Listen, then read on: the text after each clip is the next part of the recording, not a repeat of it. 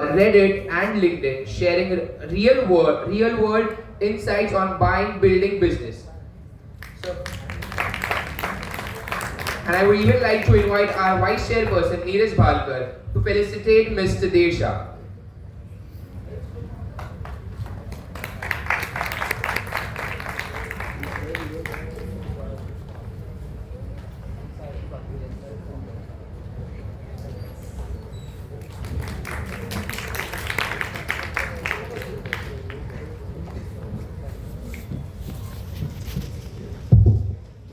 Yeah.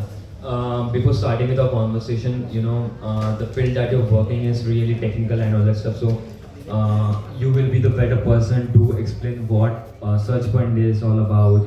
Private equity is all about. So, please, can you explain us what all that stuff is? Yeah, definitely. No, I think it's okay. Yeah. So, and feel free to let me know if if you'll have any questions or if you'll are kind of understanding what I'm saying. But so private equity, I'm sure most people are pretty familiar with it. I'd say there is the public stock markets, which everybody knows about, and then there's a private markets, right? A private side of investing, where there's mainly two big categories that I'm sure most people here know: venture capital and private equity, right? So we work in the private equity space.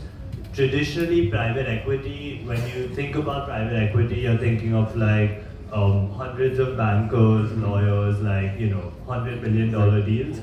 But I bought my first business 3 years ago now for 4 lakhs. So that's a lot lesser than 100 million. Right. Right. So I think I like to think of it as like a Gen Z kind of version of private equity, right? Where it's like a smaller, niche, more lean version of, buying a business and running it and then selling it, or Right. holding it forever. Yes. So yeah, the basic premise of private equity is that you can buy an asset for less than what you think it might be worth. So let's say you think that a business is worth 10 rupees, maybe you're buying it for 8 rupees, and then you're adding value to that business, right? So you increase the revenue, you bring in better employees, you do a better job of it yourself, and you increase the revenue of that business and make it worth 15 rupees now, right? And you bought it for 8, you sold it for 15. So yeah, I bought my first business when I was 21 for 4 lakhs. We sold that business a year ago now for a 50x return, what we bought it for. And that's kind of what the journey has been like so far. Yeah, so it's a very great journey that because in the early age of 21, it's like I don't know what we'll be doing at that age.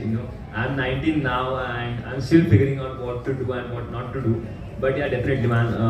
Private equity is the term when you heard private equity, it always comes to like it's all about the big money, $1 million deals, $3 million, Yeah. big amount of money, right? But the micro part, it's very important because the things that you are most concerned is around SaaS, right? Software as a services. So I'm not completely sure, but I think you just acquire the businesses that work in a SaaS industry. So why so that? So I think there's the main reason. So just so I'm clear, does the audience know what a SaaS is, software as a service?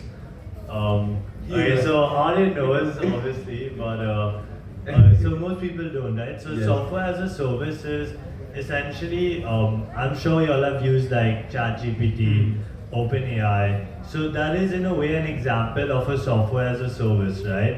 They're providing you with a service and they're charging you. So most people use it for free, but Right. in India now they're giving the paid version for Yes, free, yes. right? So that's a subscription. Netflix is also a subscription. Yes. So the main benefit or the strength of software or SaaS businesses is the recurring revenue. Mhm. And that's something that I'd really like to get across to everybody here because I see a lot of people, I'll say our age, but you're a couple Yes. years younger Yeah. than me. I'm 24, so But I still see a lot of people like in my batches below me that are starting agencies. Like I think agencies are becoming like a freelance editor, doing these freelance things is becoming really popular. But I really encourage people to think about building businesses with recurring revenue. Okay. So recurring means that now if Neeraj has paid me $5, I'm going to keep charging him $5 every month to use my product or service. And yeah, that's really, really powerful because it makes your business sellable. Yes, right. So when I sold my business, we were making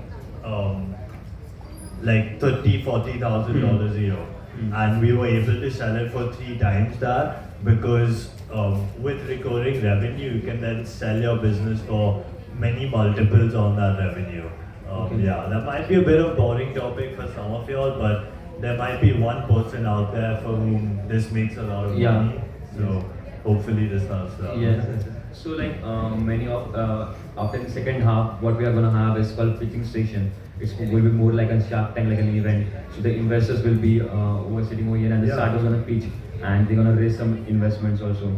So like as a young entrepreneur sitting over here, and even is thinking of or want to start a business, what is one non-negotiable that you particularly see in the business before buying it? Like if this product is great, okay, they have a great set of businesses, they have a great customers, right? But that should be the one thing that you always look into their businesses before buying them. What is that? This is a great question, and this is something that like I think the customers, their feedback, what they're saying, how often they use the product, that's the most important thing. Because when you're starting a business from zero, you don't have any existing customers, right? So you don't know who to listen to. Right. But if you're buying a business, they almost always have at least like 100 paying customers. So we want to speak to at least 10 paying customers before buying any business, right? Customer feedback is very important if that's the word. Exactly, and not just feedback, but like how you can look at the analytics, how long are they using the product, Right. how often, is it weekly, is it monthly, right? And then you understand like how dependent or how badly they actually need the product. It's not just about how much they like it, but how much do they need it, because then you can raise prices, right? You know that others like them are going to be more willing to pay for it. Yeah. So the Indian technological scene is growing slowly and steadily. Yeah. But I believe we are still lacking behind in like top European countries for sure. You have been working on search for a long period of time now, a couple of years, Yeah. more than that. Yeah. So have you seen something that India is truly doing good or better, but they are not trying to capitalize that? Is something there? Dude, 100%. Like, I would say India is doing a lot of things better. Okay. I'd say generally the level of education in India is higher than what I've seen in the West. Okay. And I think that India really has like an abundance of talent.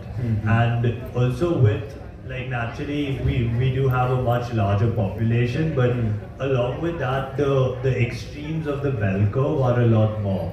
So in any just generally there's a lot more smarter people here, and they just don't really realize it because they don't have the opportunities, they don't have the different ways in which they can express themselves or explore the way that they do in the West. Right. So if you look there and you're like, oh, there are so many successful people there, it's because there's much fewer people and many more opportunities per person. Right. So I think like in India, a lot of people just give up or just settle for not taking risks. Like what do you think? Are Indian too traditionalist? Are they not trying to Yeah.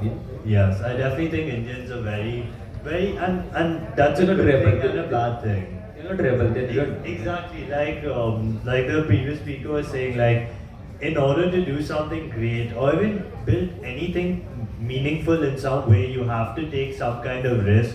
You have to push back against others, against society, sometimes against people that you love, right? And there's no other way to do it, especially in India. There's just no other way to do it. Also in the West, like many kids, they leave their home at 18 and then their parents, like, they'll talk to them once a year or whatever. That's not the case in India, you know. Like you're gonna get so much judgment from your whole family, not just your parents. Pampering makes us little soft, I believe this.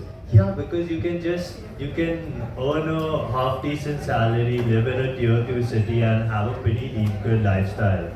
You know, I think that, you know, the drive to push yourself, yeah, you have to get yourself out of your comfort zone. You know, you have to push yourself, put yourself into situations where you need to force yourself to earn more, to do more, right? Because without having that risk or, you know, something happening when you fail, you're just, you know, you can just cruise through life without much happening. So like, I've always been a huge fan of this mantra called seek discomfort. You know, if you're gonna seek discomfort, you're gonna see the growth for sure. Don't matter if you're good in that particular field. If not, just go there, just try it out, and you will just learn something. You know, experience is important rather than just, you know, just sitting and having a sip of a coffee. You know, I just wanted to know if you are going into the buying a business, right? So does a founder play a crucial role in it? Like, you know, he's gonna sell it for sure, but you still look into the founder, how his mentality is about the business, how he thinks about the customer, and how he thinks about his own services or the product. Does that really concern you? Yeah, no, that's a great question. So I think that one of the most common reason for a reject a business is for a red flag in the founder. Okay. Because we want to work with somebody who's number one trustworthy. Right? If we don't think we can trust them, how do we think we can buy a business from them? Right? And then secondly, like, they just need to be easy to work with. Right? There needs to be, I think what's really important is that vibe check. You know, you want to make sure, like, okay, is this guy somebody that I can work with? Because you're not just buying the business from them, you're going to need additional information from them, you're going to need help from them. So yeah, I think that vibe check is really, really important for me. Okay. So when you started, at what you said, you started at the age of 21. Yeah. So what was the thing that you think that you have made a one mistake in that particular period of time? You have avoided it, and it might have landed you some better deals now. Yeah, no, I mean, I made a lot of mistakes. I think we're all just like product of all of our different decisions. I'm not sure if there's anything I would change as such, because I do think my mistakes taught me a lot. But after I bought my first business, it went really well, and I got too overconfident, and I bought 3 other small businesses in like a 6 to 9 month period, and that was really not necessary, especially because I did not grow my team along with growing the amount of work that was there. So I just put a lot of load on myself, and then I burnt out, you know. So I'd say that was unnecessary, and I got a bit overconfident, you know. So just like taking it slower, focusing on building the team along with the work, you know, because it's not practical for me to try to do everything myself. Like as you mentioned about the mistakes are very important, because if you're gonna try something, you're gonna make mistakes, and that are the things that gonna teach you more than your success stories. 100%. And that will make you better person, better founder, better entrepreneur for sure. And you know, our event is all about the young entrepreneurs, you know, the next generation of the businessman, the next generation of maybe the Ratan Tata. The next Ratan Tata might be sitting over here, you know. We don't know that, but still, if they're gonna start something, what you will recommend them to, you know, in the first 30 days or 60 days, they should focus on this particular area. If they're building any brand, any startup, it should not be from the SaaS industry, it should not be from the tech industry, or anything. No, I get what you mean. So, what I would say is, first of all, like, definitely the first 30 days are very important, but at the end of the day, you're looking at it, if you're looking to start anything yourself, you should only be looking at to do it for at least a year, if not more than that. Right? So you want to make sure that you have that you genuinely enjoy that thing, to be determined enough to slog at it for a year with no expectation of reward whatsoever. I think a lot of people do things and then they get like validation from their friends, from their parents, and then that's what feeds their ego and that's what feeds their sense of accomplishment. But I think that's like, I mean, this is a very, I don't know, boring fact, but when you tell somebody, like let's say, hey, I'm telling you, Neeraj, I made $1 billion. That often sends, or if I tell you I'm going to make $1 billion, that sends the same like dopamine in your brain as actually doing it. Manifestation, like something like This this. is so manifestation is different. This is more like you're just you get that sense of accomplishment from talking about it rather than doing it. And I think that's a problem or that's a mistake that our generation is very guilty of because social media really amplifies that. Right? Like you can be talking Yes. about it on social media, or you tell your friends and they're all like, oh, Neeraj, you're a genius, you know, like what an idea. LinkedIn. And then you just go back and you go back, oh, I thought of a great idea and you don't do anything about it. Yes, well, And that's the mistake. Like I have done in past, like I have arranged an event. I was part of an event, and I just got into LinkedIn and just write down a whole essay. Like I have done a great stuff, but in reality, being very honest, it was nothing. So I have done that. I might be doing today also. No, I think there's nothing wrong with like taking advantage of the tools. Like LinkedIn is a tool, Right. It's a distribution system. There's nothing wrong with that, but like being honest with yourself when Yes. you're doing it, Yes. and focusing on execution and action. Don't be the part of a toxic positivity. Yeah, I'd say it's just don't fool yourself about the work that you're doing. You know, you can lie to others, lie to your parents with good reason, of course, but like don't lie to yourself. Right. Yes. When we think of an private equity, micro private equity, whatever it is, the team plays a very crucial role, right? As you Yeah. mentioned also, you can't do the everything. You need people. You need people in search. You need people for doing some due diligence, some analysis, the financial analysis, the fundamental analysis. But building that team is very important, right? Yeah. And you being so young, how difficult you have find that doing, making sure you get a plenty of people together, and you need to get most out of them, and and the business that you're operating is not like like we have, like for example, your business is not like you are selling a bottle. You are not gonna do the same shit again and again. No, it's you not. you wanna do some more and new Yeah. things every single day. Every single morning is like a new journey for you. Because the new business are coming, the AIs keep changing day in, day out. Yeah. So how you are making sure that your team is up to date, or you also up to date to these trends and all that stuff? No, of course, that's a great question. And I don't know if Aryan is here. Yeah, he's in the back. I want to give him a shout out. He's still working. He's amazing. I love him. He's been doing a great job with our social media. Oh, 3 cheers for Aryan. Yeah, he's amazing. So like We call him cutie. sorry. We call him cutie. He really is a cutie, honestly. He's awesome. But so first, I'll pitch myself a bit. Like we're always looking for really driven people that are interested to work in finance, break into private equity. We're not at all like a traditional finance company. I'd say it's like a mix between like a finance company and a startup. Okay. So if that's something you're looking for, then it would be a good fit. And yeah, you can probably just reach out to Aryan or Ritesh and ask them about us. But I think like what's really helped me with hiring the right people is being very honest, first of all, about what the job is and what the role is about, right? Like you said, every week is going to be different. Yes. Right? So we don't want people that are looking to just come, do a 9 to 5 and then leave, right? we want people that understand that this is a startup. There's no defined timings. There's no defined scope of work, right? If you're given something, you can't say like, oh, this isn't for me, or I can't do this.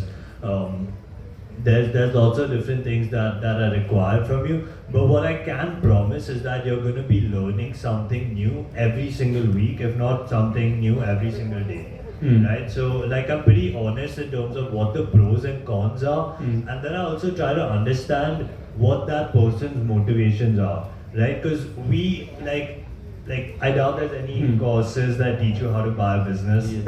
I doubt there's many colleges in Bombay or in India that at an undergrad level are teaching you how to buy a business, right? So we teach you everything that you need to know, right? We have very proper onboarding, training, all that good stuff. But what I really say is important to us is mindset over skill set, right? So why are you looking to learn? Why are you motivated? Because a lot of people, they'll come and just say like, oh, I want to work here because I want to break into private equity, right? But why? Even if it's just to make money, that's okay. A lot of people want to make money. There's no problem with that. Nice. But I want to understand genuinely, why do you want to do what you're saying you're doing, right? I want to know that these aren't just like surface level motivations. And then once we find the right people, right? So I'd say everybody at Pocket Fund shares a lot of different common traits. I'd say that drive, the curiosity, the want to do something different, to build something different, to build something unique here in India. And then just simply a lot of people also want to eventually start their own business or start their own thing, right? So I'd say 90% of the people that work at Pocket Fund at some point want to start their own thing, and that's something that I think it's like an umbrella, right? That if you want to start your own thing, there's a lot of different things that come under that you will probably then fit the bill for Pocket Fund. So yeah, I'd say just understanding their perspective, right? If you want to work at Pocket Fund for a year, for 5 years, 10 years, whatever it is, I'm cool with that, right? You just need to be honest with me. Tell me what you want to achieve in that time period, and then I'll be honest with you if I think Pocket Fund can help you achieve that. It's not about like forcing you to like this is your goal, It's about like understanding your goal and then aligning that with what Pocket Fund wants to do. So yeah, and I make a lot of mistakes. There's a lot of ups and downs. I'm not perfect, everybody's imperfect. If everybody was perfect, this world would be a boring place to live in. Yeah, exactly. As you mentioned about the things, and I just wanted to ask on that. When you were in the early days, was there some belief about the businesses? As I mentioned, that India being a traditionalist society, if you rebel against them, they will just blacklist you from that. If you are doing this stuff, if you are selling water, you should sell water in that particular way only. If you're going to try from the next other way around, then no man, you are not a part of our a part of our group. Get away from us. Don't come near us. Have you had that belief in very early age of when you're getting started that business should operate in A to Z only? They should not go from A to C then Z. Was there something like that? That's a good question. So I studied in the US, and that's where so at my first business I started sitting at home in Bombay. It was in the middle of COVID. I decided to it was basically like college consulting, right? So I was helping kids in India apply to colleges abroad, and I made a decent amount of money doing that. And with that money, I bought my first business. Okay. Right. So that business I followed everything like step by step, like how you would for a traditional business. And honestly, I hated that business. I really didn't, because so I was working with a lot of different Indian parents on helping them send their kids to college. Okay. So if like that kid doesn't do anything, how is it my fault? Like I'm telling the kid what to do. I'm helping them. So showing the path, he has to work on. He that has path. to at the end of the day give his exam. I can't give it right. for him. So then it just like it just became a very toxic kind of work for me. So I think after that I kind of decided just to do things however I want to do. Right. and prioritize myself and how I felt like I needed to do things. I think I've received a lot of pushback for that. Like I post a lot on LinkedIn. Sometimes those posts are controversial takes, Right. things like that. I post on social media a lot. That's not something typically somebody from a private equity or finance kind of industry is going to do.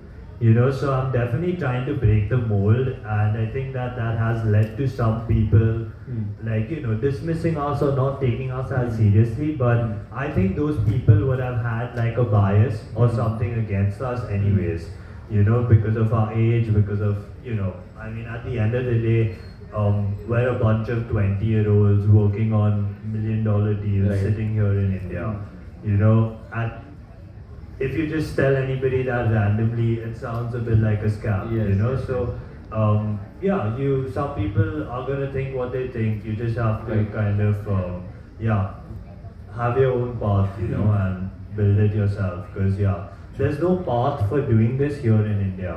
Okay. There's the only path, like you said, to A to Z, is for different types of businesses. You know, they're not for startups like Pocket Fund or like the other guests you've had on stage. You know, so you kind of need to make your own path. Yeah. So like as you mentioned, you've been very active in social media, LinkedIn, Instagram. You know, I was just going through your profile yesterday, and I saw one of your reel that you mentioned if the business is doing 100%, if they're doing 100% right thing, like they are like a green flag, 100, they're doing everything perfectly, then it's a great flag.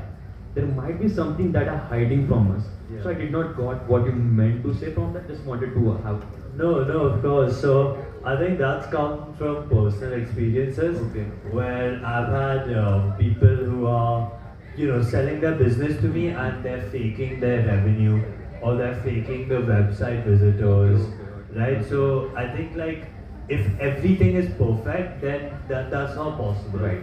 Right? So either they're not telling you something or you're not asking the right questions. Right. Right, there's going to be something to figure out. So I'm not necessarily saying that, you know, they are scamming you, but nothing is perfect, right? So I think that's just a realistic view. All things like, yeah, I think many of you guys might be taking your startups and, you know, different ideas. Like, try to figure out what the holes and the negatives in your ideas are. That's probably going to give you better feedback than just somebody just telling you like, oh, this is a great idea, you know, you're going to do well. Okay. Yeah. Okay. That's. I just wanted to ask because I had some confusions on that reel. You know, you spent a lot of time in US, right? You spent a lot of time in foreign. You came back here. Yeah. You know, different cultures, completely different cultures. You know, what I believe is if you travel, if you being a tourist, you know, if you travel around the world, you will learn a lot by just reading a books or reading some going through movies or something like that. You learn a lot from the various cultures, right? Yeah. So has that being a very played a great role in your journey as an founder in the private equity area? Was it a benefit for you? Did Any certain? Yes, 100%. That's a great question, by the way. Thanks for asking that. So I'd say the number one thing for me was the conversations and the people that I met. Right? I think that each country, each culture teaches you something different, and it's about like you learning how to judge people, how to interact with them, you know, how to have interesting conversations with people that are your age, with people that are 50.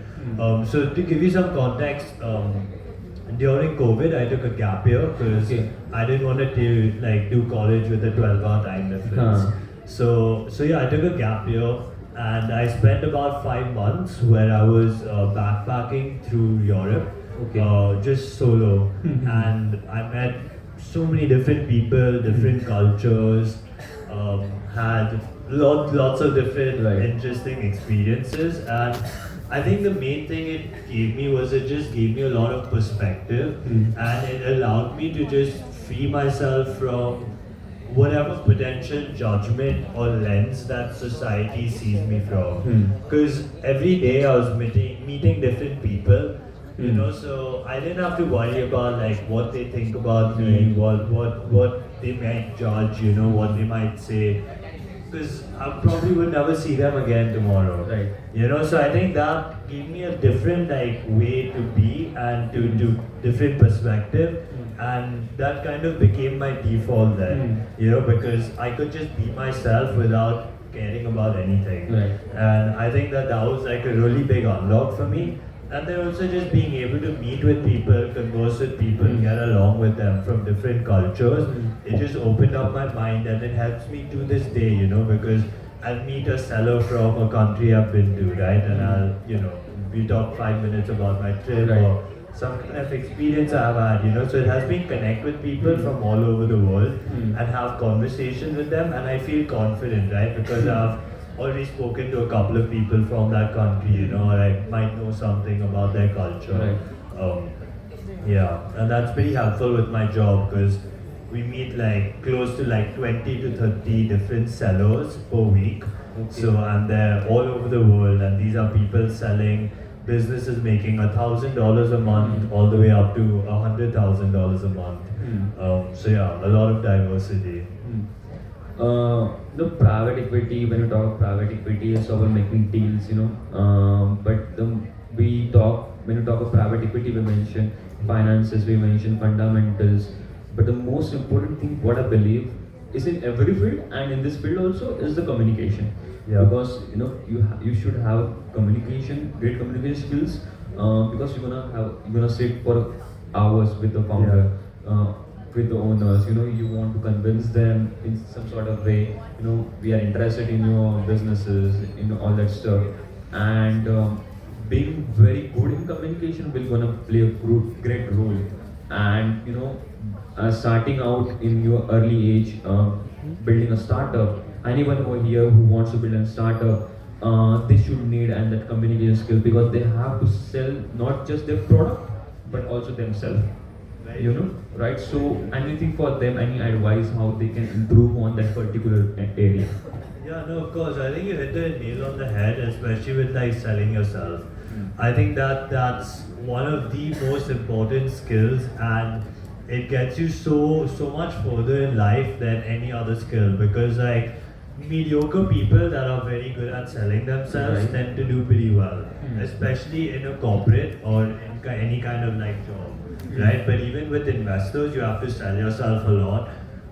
I'd say communication is one of those skills that some people think like, oh, you're either born with it or you're not, right? But I do think it really is something that you get through practice, right? Right. You know, so literally just pull up ChatGPT, just talk to it, right? They have the voice to text feature or whatever it is. Just talk to it, have conversations with it, watch, you know, shows or you know documentaries, whatever it is, things that are relevant to your niche. And yeah, I think communication is really something that's extremely important, and people really like, you would spend hours and hours like working on case studies, changing your resume, but you won't even spend 5 minutes a day practicing your communication skills.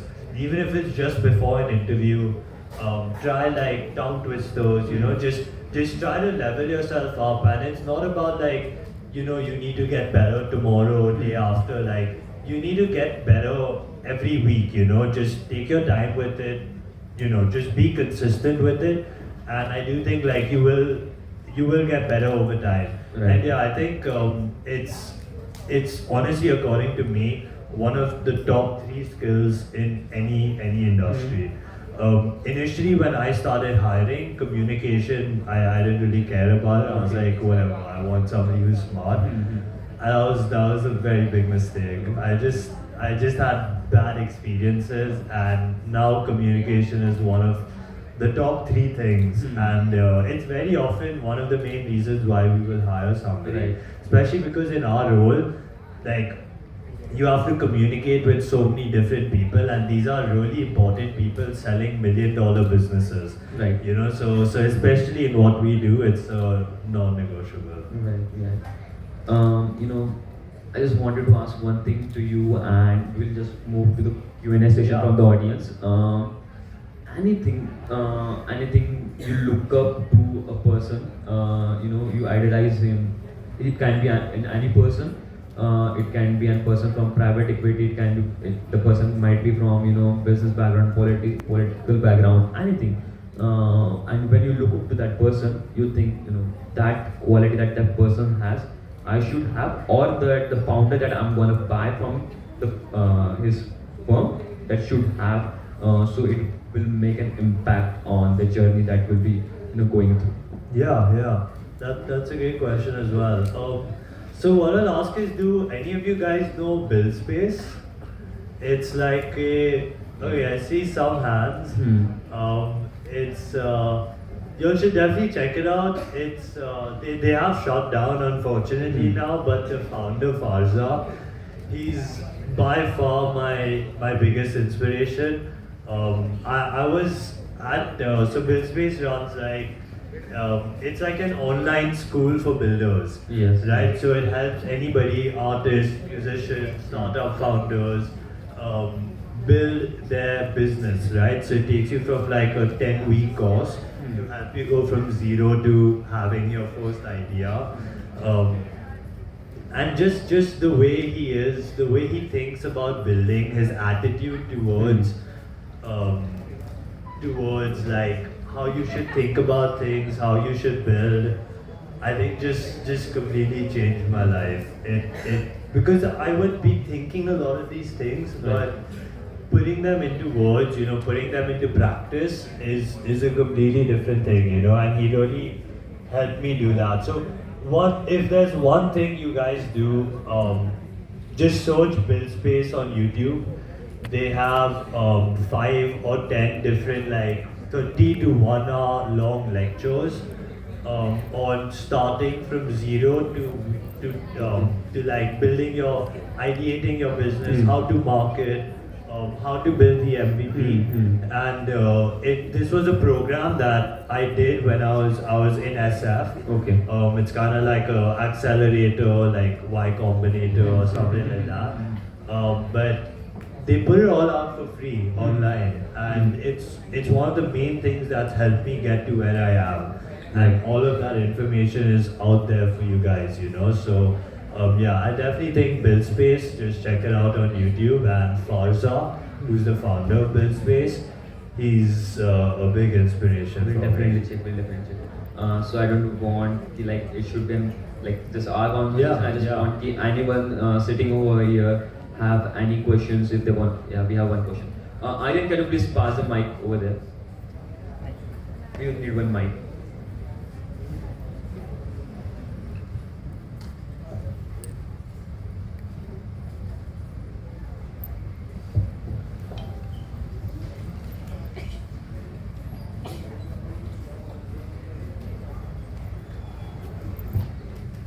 Check 1 second, please. Am I audible? Yeah, you are. I think Hi. my question is in private equity, there are most of the times where people deal in bad faith and they have a presentation that they are clean with their things, but once you go to litigation, you come to know that they're hiding a lot of things. So, is there any evolution you have noticed that in real life you use those to filter out people who don't deal in bad faith versus those who deal in good faith? Yeah, no, that's a great question. Sorry, what's your name? Shivam. Shivam, nice to meet you, man. So I think that it has changed a lot because I think that the technology and the people reviewing the businesses have also gotten much smarter. So unfortunately, there are bad actors in every industry. Private equity is one of them because there's so many deals happening and it's private, right? It's not like a public stock market deal where you can go to jail, right? If in private equity, if you're not lying about something, but if the opposite side does not figure it out, it's kind of their fault. So I think that's one of the things that leads to more bad actors and more fraud and things like that. But yeah, I think just generally making sure you have the right team. You're just putting just a straight up X-ray to the business, right?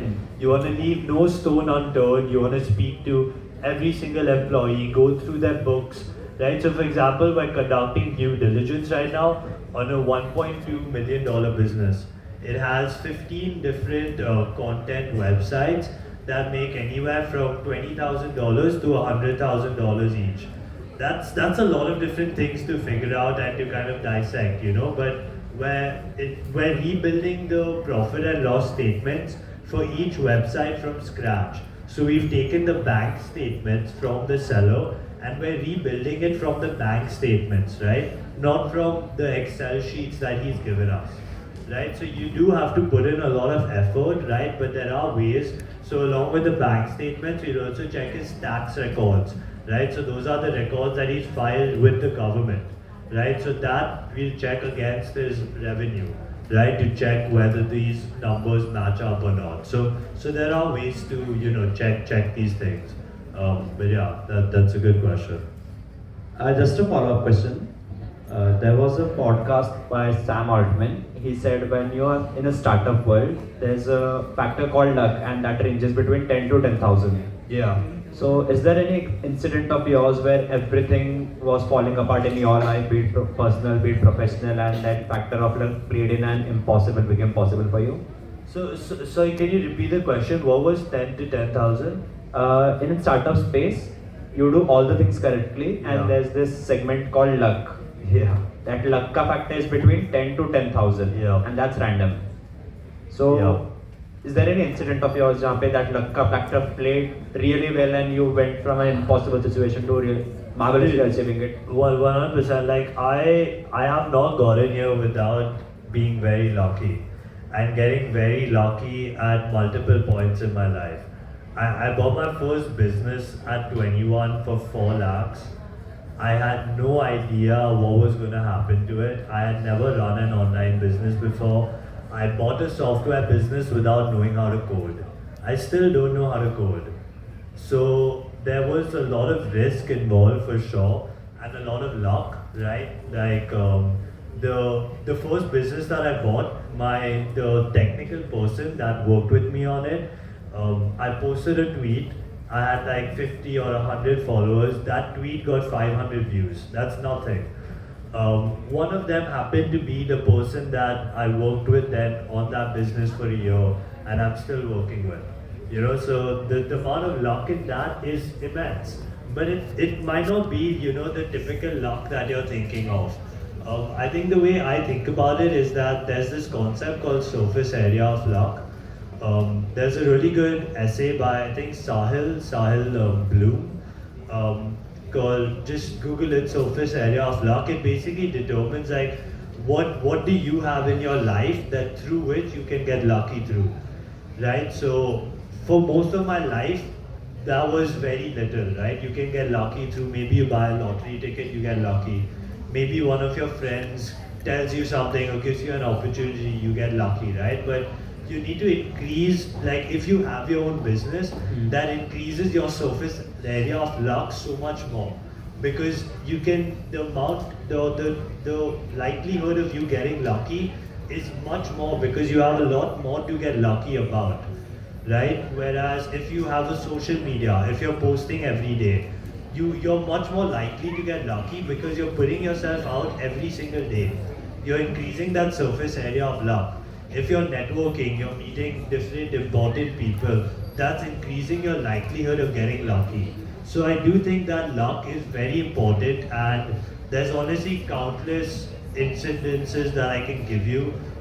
Even let's say, for example, meeting Aryan, hiring Ritesh, those were all massive pieces of luck. Like they have been extremely important parts of our team, right? And without them, I don't know where else I would have gotten lucky, right? But I think that luck comes in the small ways, and as a startup, you don't need to wait to get luck once a year to go big. You need to try to get lucky every single day because those incremental kind of changes really compound. And yeah, just figure out how to increase your surface area of luck. I think it will change your life genuinely. It's by Sahil Bloom, right? Yeah, Sahil. Fine. Thank you, Dev. Yeah, thanks for the questions. Any more questions? We have one more question over there.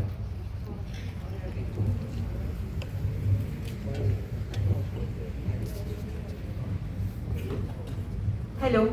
Hi. Yeah. So I wanted to ask that as a business or even as a startup, how do you put yourself ahead or differently in front of your clients in the terms of opportunities? Like how can you put yourself different from your competitors?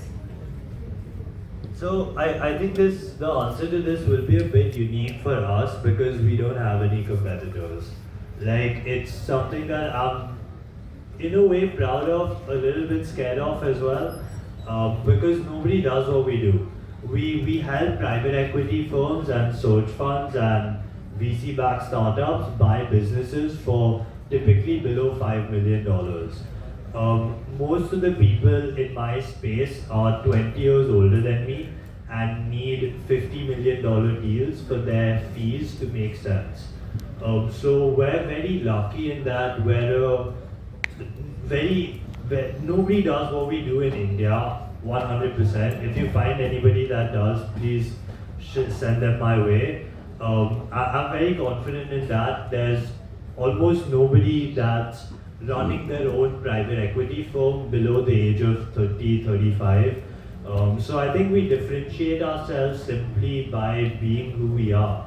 We are a niche, we are pretty different to the rest of the market, and like you can figure that out within the first 2 minutes of going on our website or checking out our LinkedIn, you know. So I think we're pretty clearly differentiated.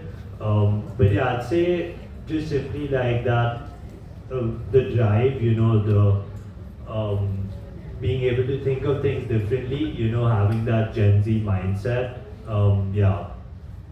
Thank you. Any more questions?